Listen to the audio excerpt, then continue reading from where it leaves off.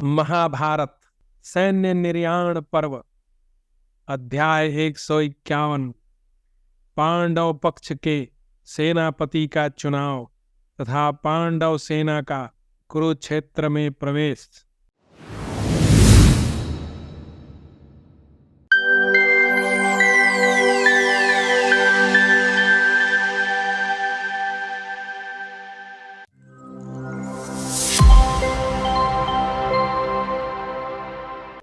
वैशंपायन जी कहते हैं, जन्मेजय, भगवान श्री कृष्ण की यह बात सुनकर धर्म में ही मन लगाए रखने वाले धर्मराज युधिष्ठिर ने भगवान के सामने ही अपने भाइयों से कहा। युधिष्ठिर बोले, कौरव सभा में जो कुछ हुआ है वह सब वृत्तांत तुम लोगों ने सुन लिया। फिर भगवान श्री कृष्ण ने भी जो बात कही है उसे भी अच्छी तरह समझ लिया होगा। अतः नरश्रेष्ठ वीरों, अब तुम लोग भी अपनी सेना का विभाग करो। ये 7 अक्षौणी सेनाएं एकत्र हो गई हैं जो अवश्य ही हमारी विजय कराने वाली होगी। अतः नरश्रेष्ठ वीरों, अब तुम लोग भी अपनी सेना का विभाग करो। ये 7 अक्षौणी सेनाएं एकत्र हो गई हैं जो अवश्य ही हमारी विजय कराने वाली होंगी। इन 7 अक्षौणियों के जो 7 विख्यात सेनापति हैं, इनके नाम बताता हूँ, सुनो। द्रुपद, विराट, धृष्टद्युम्न, शिखंडी, सात्यकी, चेकितान और पराक्रमी भीमसेन। ये सभी वीर हमारे लिए अपने शरीर का त्याग कर देने को उद्यत हैं। अतः ये ही पांडव सेना के संचालक होने योग्य हैं। ये सब के सब वेदवेत्ता, सूरवीर, उत्तम व्रत का पालन करने वाले, लज्जाशील, नीतिज्ञ और युद्ध कुशल हैं। इन सब ने धनुर्वेद में निपुणता प्राप्त की है तथा ये सब प्रकार के अस्त्रों द्वारा युद्ध करने में समर्थ हैं। अब यह विचार करना चाहिए कि इन 7 का भी नेता कौन हो, जो सभी सेना विभागों को अच्छी तरह जानता हो तथा युद्ध में बाण रूपी ज्वालाओं से प्रज्वलित अग्नि के समान तेजस्वी भीष्म का आक्रमण सह सकता हो। पुरुष सिंह कुरुनंदन सहदेव, पहले तुम अपना विचार प्रकट करो। हमारा प्रधान सेनापति होने योग्य कौन है? सहदेव बोले, महाराज, जो हमारे संबंधी हैं, दुख में हमारे साथ एक होकर रहने वाले और पराक्रमी भूपाल हैं, जिन धर्मज्ञ वीर का आश्रय लेकर हम अपना राज्य भाग प्राप्त कर सकते हैं, तथा जो बलवान अस्त्र विद्या में निपुण और युद्ध में उन्मत्त होकर लड़ने वाले हैं, वे मत्स्य नरेश विराट संग्राम भूमि में भीष्म तथा अन्य महारथियों का सामना अच्छी तरह सहन कर सकेंगे। वैशंपायन जी कहते हैं, जन्मेजय, सहदेव के इस प्रकार कहने पर प्रवचन कुशल नकुल ने उनके बाद यह बात कही। नकुल बोले, जो अवस्था, शास्त्र ज्ञान, धैर्य, कुल और स्वजन समूह सभी दृष्टियों से बड़े हैं, जिनमें लज्जा, बल और श्री तीनों विद्यमान है, जो समस्त शास्त्रों के ज्ञान में प्रवीण हैं, जिन्हें महर्षि भारद्वाज से अस्त्रों की शिक्षा प्राप्त हुई है, जो सत्य प्रतिज्ञा एवं दुर्धर्ष योद्धा हैं, महाबली भीष्म और द्रोणाचार्य से सदा स्पर्धा रखते हैं, जो समस्त राजाओं के समूह की प्रशंसा के पात्र हैं और युद्ध के मुहाने पर खड़े हो समस्त सेनाओं की रक्षा करने में समर्थ हैं, बहुत से पुत्र पौत्रों द्वारा घिरे रहने के कारण जिनकी सैकड़ों शाखाओं से संपन्न वृक्ष की भांति शोभा होती है, जिन महाराज ने रोष पूर्वक द्रोणाचार्य के विनाश के लिए पत्नी सहित घोर तपस्या की है, जो संग्राम भूमि में सुशोभित होने वाले सूरवीर हैं और हम लोगों पर सदा ही पिता के समान स्नेह रखते हैं, वे हमारे ससुर भूपाल शिरोमणि द्रुपद हमारी सेना के प्रमुख भाग का संचालन करें। मेरे विचार से राजा द्रुपद ही युद्ध के लिए सम्मुख आए हुए द्रोणाचार्य और भीष्म पितामह का सामना कर सकते हैं, क्योंकि वे दिव्यास्त्रों के ज्ञाता और द्रोणाचार्य के सखा हैं। मातृकुमारों के इस प्रकार विचार प्रकट करने पर कुरुकुल को आनंदित करने वाले इंद्र के समान पराक्रमी इंद्रपुत्र सव्यसाची अर्जुन ने इस प्रकार कहा, जो अग्नि की ज्वाला के समान कांतिमान महाबाहो वीर अपने पिता की तपस्या के प्रभाव से तथा महर्षियों के कृपा प्रसाद से उत्पन्न दिव्य पुरुष हैं, जो अग्नि कुंड से कवच, धनुष और खड़ग धारण किए प्रकट हुआ और तत्काल ही दिव्य एवं उत्तम अश्वों से जुते हुए रथ पर आरूढ़ हो युद्ध के लिए सुसज्जित देखा गया था। जो पराक्रमी वीर अपने रथ की घरघराहट से गरजते हुए महामेघ की समान जान पड़ता है, जिसके शरीर की गठन, पराक्रम, हृदय, वक्षस्थल, बाहु, कंधे और गर्जना ये सभी सिंह के समान हैं। जो महाबली, महातेजस्वी और महान वीर है, जिसकी भौहें, दंत पंक्ति, थोड़ी भुजाएं और मुख बहुत सुंदर हैं।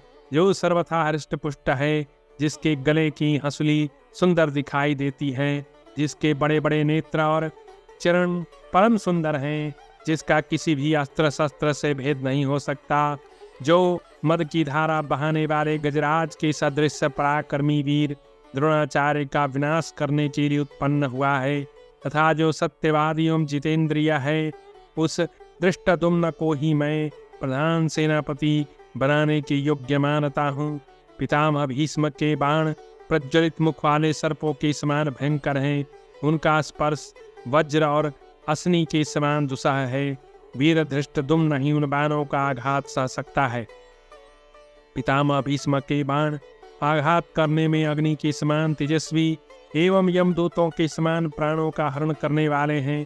वज्र की गड़गड़ाहट के समान गंभीर शब्द करने वाले उन बाणों को पहले युद्ध में परशुराम जी ने ही सहा था। राजन, मैं धृष्टद्युम्न के सिवाय से किसी पुरुष को नहीं देखता जो महान व्रतधारी भीष्म का वेग सह सके। मेरा तो यही निश्चय है। जो शीघ्रतापूर्वक हस्त संचालन करने वाला, विचित्र पद्धति से युद्ध करने में कुशल, अभेद्य कवच से संपन्न एवं यूथपति गजराज की भांति सुशोभित होने वाला है, मेरी सम्मति में वह श्रीमान धृष्टद्युम्न ही सेनापति होने के योग्य है। वैशंपायन जी कहते हैं, जन्मेजय, अर्जुन के ऐसा कहने पर भीमसेन ने अपना विचार इस प्रकार प्रकट किया। भीमसेन ने कहा, राजेंद्र, द्रुपद कुमार शिखंडी पितामह भीष्म का वध करने के लिए उत्पन्न हुआ है। यह बात यहाँ पधारे हुए सिद्धों एवं महर्षियों ने बताई है। संग्राम भूमि में जब वह अपना दिव्यास्त्र प्रकट करता है, उस समय लोगों को उसका स्वरूप महात्मा परशुराम के समान दिखाई देता है। मैं ऐसे किसी वीर को नहीं देखता जो युद्ध में शिखंडी को मार सके। राजन, जब महाव्रती भीष्म रथ पर बैठकर अस्त्र शस्त्रों से सुसज्जित हो सामने आएंगे, उस समय द्वैरथ युद्ध में सूरवीर शिखंडी के सिवा दूसरा कोई योद्धा उन्हें नहीं मार सकता। अतः मेरे मत में वही प्रधान सेनापति होने के योग्य है। युधिष्ठिर बोले, तात धर्मात्मा भगवान श्री कृष्ण संपूर्ण जगत के समस्त सारा सार और बलाबल को जानते हैं, तथा इस विषय में इन सब राजाओं का क्या मत है, इससे भी ये पूर्ण परिचित हैं। अतः दशाहर कुलभूषण श्री कृष्ण जिसका नाम बतावे, वही हमारी सेना का प्रधान सेनापति हो। फिर वह अस्त्र विद्या में निपुण हो या न हो, वृद्ध हो या युवा हो, इसकी चिंता अपने लोगों को नहीं करनी चाहिए। तात, ये भगवान ही हमारी विजय अथवा पराजय के मूल कारण है। हमारे प्राण, राज्य, भाव, अभाव तथा सुख दुख इन्हीं पर अवलंबित है। यही सबके कर्ता धर्ता है। हमारे समस्त कार्यों की सिद्धि इन्हीं पर निर्भर करती है। अतः भगवान श्री कृष्ण जिसके लिए प्रस्ताव करें, वही हमारी विशाल वाहिनी का प्रधान अधिनायक हो। अतः वक्ताओं में श्रेष्ठा श्री कृष्ण अपना विचार प्रकट करें। इस समय रात्रि है। हम सभी सेनापति का निर्वाचन करके रात बीतने पर अस्त्र शस्त्रों का अधिवासन, गंधादि उपचारों द्वारा पूजन, कौतुक, रक्षाबंधन आदि तथा मंगल कृत्य, स्वास्थ्य वाचन आदि करने के अनंतर श्री कृष्ण के अधीन हो सम्रांगण की यात्रा करेंगे।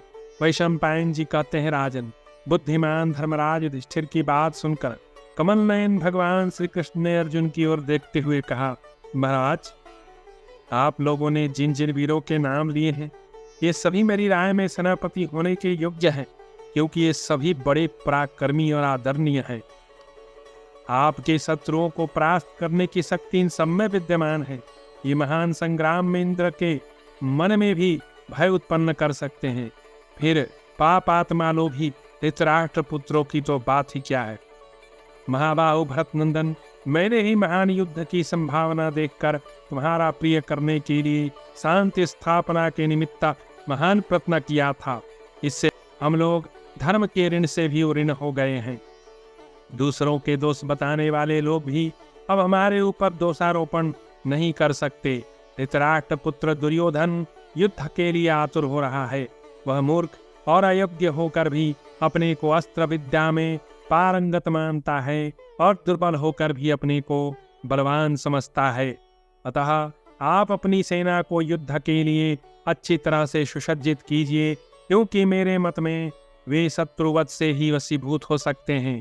वीर अर्जुन, क्रोध में भरे हुए भीमसेन, युवराज के समान नकुल सहदेव, सात्यकी सहित अमरशील धृष्टद्युम्न, अभिमन्यु, द्रौपदी के 5 पुत्र, विराट, द्रुपद तथा अच्छौनी सेनाओं के अधिपति अन्यान भयंकर पराक्रमी नरेशों को युद्ध के लिए उद्यत देखकर धृतराष्ट्र के पुत्र रणभूमि में टिक नहीं सकेंगे। हमारी सेना अत्यंत शक्तिशाली, दुर्धर्ष और दुर्गम है। वह युद्ध में धृतराष्ट्र पुत्रों की सेना का संहार कर डालेगी, इसमें संशय नहीं है। शत्रुदमन, मैं धृष्टद्युम्न को ही प्रधान सेनापति होने के योग्य देखता हूँ। वैशंपायन जी कहते हैं, राजन, भगवान श्री कृष्ण के ऐसा कहने पर वे नरश्रेष्ठ पांडव बड़े प्रसन्न हुए। फिर तो युद्ध के लिए सुसज्जित हो जाओ। ऐसा कहते हुए समस्त सैनिक बड़ी उतावली के साथ दौड़ धूप करने लगे। उस समय प्रसन्न चित्त वाले उन वीरों का महान हर्षनाद सब ओर गूंज उठा। सब ओर घोड़े, हाथी और रथों का घोष होने लगा। सभी ओर शंख, दुंदुभियों की भयानक ध्वनि गूंजने लगी। रथ, पैदल, हाथियों से भरी हुई वह भयंकर सेना उताल तरंगों से व्याप्त महासागर के समान क्षुब्ध हो उठी। रणयात्रा के लिए उद्यत हुए पांडव और उनके सैनिक सब ओर दौड़ते, पुकारते और कवच बांधते दिखाई दिए। उनकी वह विशाल वाहिनी जल से परिपूर्ण गंगा की समान दुर्गम दिखाई देती थी। सेना के आगे आगे भीमसेन, कवचधारी माद्री कुमार नकुल सहदेव, सुभद्रा कुमार अभिमन्यु, द्रौपदी के सभी पुत्र, द्रुपद कुमार धृष्टद्युम्न, प्रबद्ध कर्ण और पांचाल देशीय क्षत्रिय वीर चले। इन सब ने भीमसेन को आगे कर लिया था। तदनंतर जैसे पूर्णिमा के दिन बढ़ते हुए समुद्र का कोलाहल सुनाई देता है, उसी प्रकार हर्ष और उत्साह में भरकर युद्ध के लिए यात्रा करने वाले उन सैनिकों का महान घोष सब ओर फैलकर मानो स्वर्गलोक तक जा पहुंचा। हर्ष में भरे हुए और कवच आदि से सुसज्जित समस्त सैनिक शत्रु सेना को विदीर्ण करने का उत्साह रखते थे। कुंती पुत्र राजा युधिष्ठिर समस्त सैनिकों के बीच में होकर चले। सामान ढोने वाले गाड़ी, बाजार, डेरे, तंबू, रथ आदि सवारी, खजाना, यंत्र चालित अस्त्र और चिकित्सा सकुशल वैद्य भी उनके साथ साथ चले। राजा युधिष्ठिर ने जो कोई भी सेना सारहीन, कृषकाय अथवा दुर्बल थी, सबको एवं अन्य परिचायकों को उपलब्ध में एकत्र करके वहां से प्रस्थान कर दिया। पांचाल राजकुमारी सत्यवादिनी द्रौपदी दास दासियों से घिरी हुई कुछ दूर तक महाराज के साथ गई, फिर सभी स्त्रियों के साथ उपलब्ध नगर में लौट आई। पांडव लोग दुर्ग की रक्षा के लिए आवश्यक स्थावर तथा जंगम उपायों द्वारा स्त्रियों और धन आदि की सुरक्षा की समुचित व्यवस्था करके बहुत से खेमे और तंबू आदि लेकर प्रस्थित हुए। राजन, ब्राह्मण लोग चारों ओर से घेर कर पांडवों के गुण गाते, पांडव लोग उन्हें गोद तथा स्वर्ण आदि का दान देते थे। इस प्रकार वे मणिभूषित रथों पर बैठकर यात्रा कर रहे थे। पांचों भाई कैकेयी राजकुमार दृष्टकेतु, काशीराज के पुत्र अभिभू, श्रेणीमान, वसुदान और अपराजित वीर शिखंडी, ये सब लोग आभूषण और कवच धारण करके हाथ में शस्त्र लिए हर्ष और उल्लास से भरकर राजा युधिष्ठिर को सब ओर से घेर कर उनके साथ जा रहे थे। सेना के पिछले भाग, आधे भाग में राजा विराट, सुमुखवंशी द्रुपद कुमार धृष्टद्युम्न, सुधर्मा, कुंती भोज और धृष्टद्युम्न के पुत्र जा रहे थे। उनके साथ 40,000 रथ, 2 लाख घोड़े, 4 लाख पैदल, 60,000 हाथी थे। अनाधृष्टि, चेकितान, धृष्टकेतु तथा सात्यकी, ये सब लोग भगवान श्री कृष्ण और अर्जुन को घेर कर चल रहे थे। इस प्रकार सेना की व्यूहरचना करके प्रहार करने के लिए उद्यत हुए पांडव सैनिक कुरुक्षेत्र में पहुंचकर सांडों के समान गर्जना करते हुए दिखाई देने लगे। उन शत्रुदमन वीरों ने कुरुक्षेत्र की सीमा में पहुंचकर अपने अपने शंख बजाए। इसी प्रकार श्री कृष्ण और अर्जुन ने भी शंख की ध्वनि की। बिजली की गड़गड़ाहट के समान पांचजन्य का गंभीर घोष सुनकर सब ओर फैले हुए समस्त पांडव सैनिक हर्ष से उल्लसित एवं रोमांचित हो उठे। शंख और दुंदुभियों की ध्वनि से मिला हुआ वेगवान वीरों का सिंहनाद पृथ्वी आकाश था समुद्रों तक फैलकर उन सबको प्रतिध्वनित करने लगा। कुरुक्षेत्र में पांडव सेना का पड़ाव तथा शिविर निर्माण। अध्याय 152।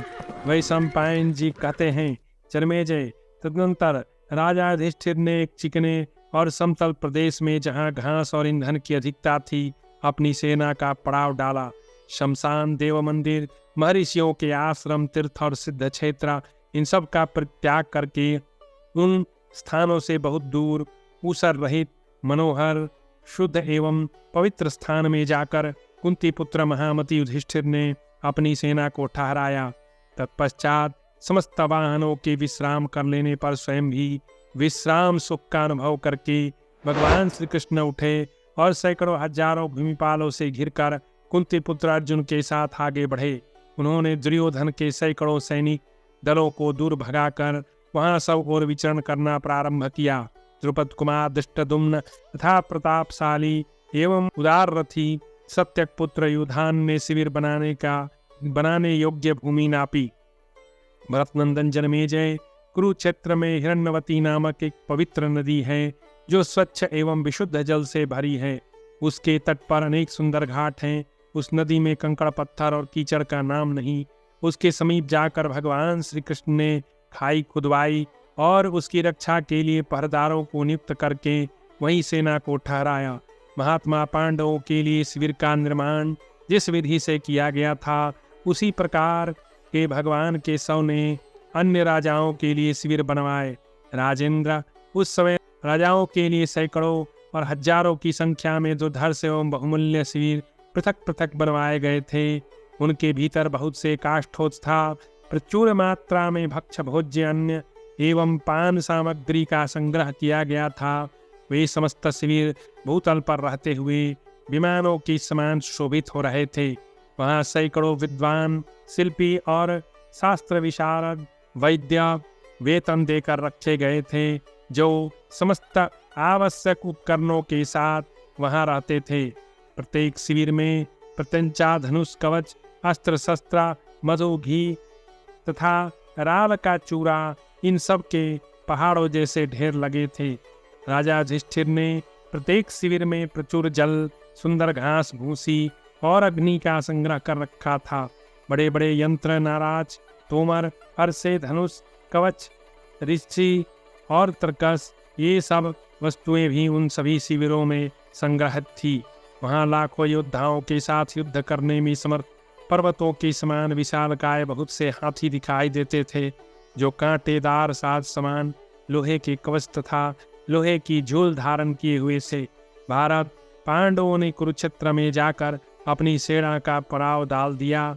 यह जानकर उनसे मित्रता रखने वाले बहुत से राजा अपनी सेना और सवारियों के साथ उनके पास जहाँ वे ठहरे थे आए।